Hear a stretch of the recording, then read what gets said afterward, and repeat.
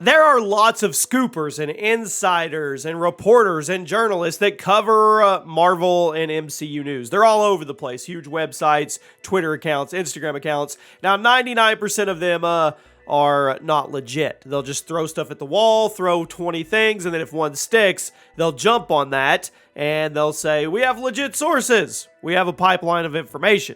But every once in a while, an anonymous source comes across and they stay anonymous to a degree, but they blow up because everything they report is true. And it gets to a point where you really just understand they have an actual pipeline of information. They have sources that have to be very close to a lot of the projects. Welcome to the Chaos Multiverse, everybody. Jimmy or Chaos.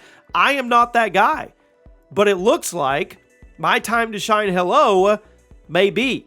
Now, I've followed this account for about the last 6 months and watched it grow, watched it become right after, scoop after scoop after scoop, and got to a point where it's a legitimate account, and it's growing really fast now on Twitter. We don't know who it is. We don't know how they have connections to the information they get, but most everything they put out ends up being true.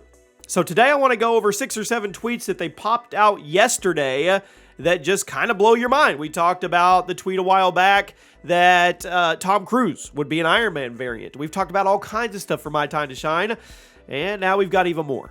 So let's just start at the top of the list. Here we go. Leto signed for a Morbius trilogy plus cameos and other spin-off projects.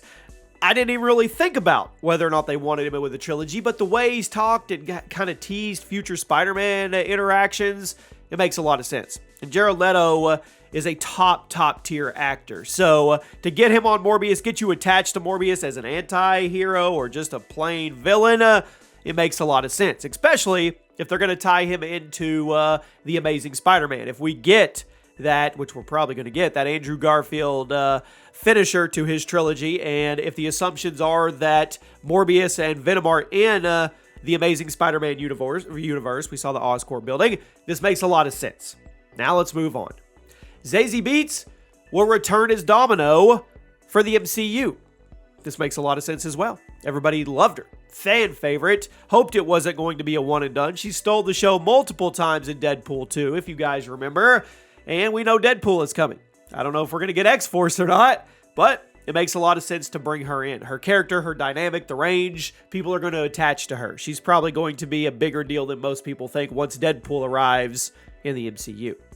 Caleb McLaughlin is one of the top choices for Static Shock. We found out a couple months ago we are getting a Static Shock series, and that apparently is who they are looking at to cast. Now let's get into some big ones. Andrew Garfield will get everything he wants. He's already stated he wants to play Spider-Man if it makes sense.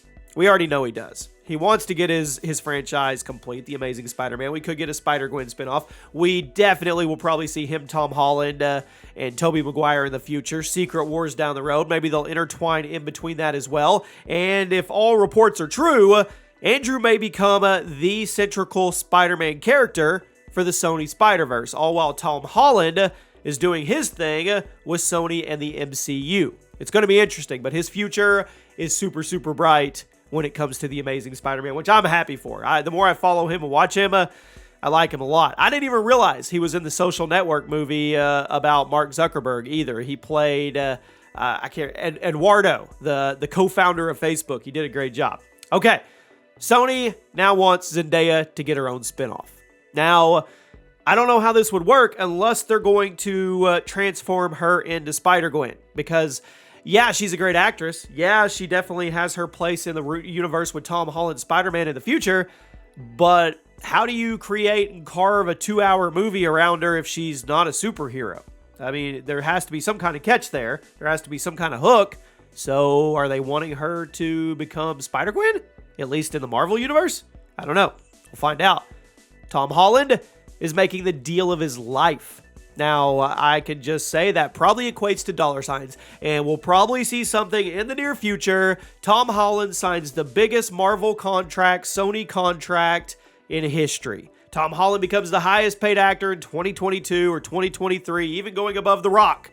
That's probably what's going to happen, because they're probably signing him on. He's probably going to play Spider-Man at least another 6 to 9 times. Seriously, no joke. In one form or another, they are going to have him planned all the way through Phase 4, Phase 5, Phase 6. I promise you, it's going to be huge. And the last one is, WB still wants Tom Cruise to play Hal Jordan. Okay, Green Lantern all the way. You guys let me know what you think about that. I'd rather see him as an Iron Man variant personally, but we'll wait and see. So there you go. That's courtesy of My Time to Shine Hello on Twitter. We'll keep track and see which one of these comes true. Let me know which one you're most excited for, and I'll see you guys soon.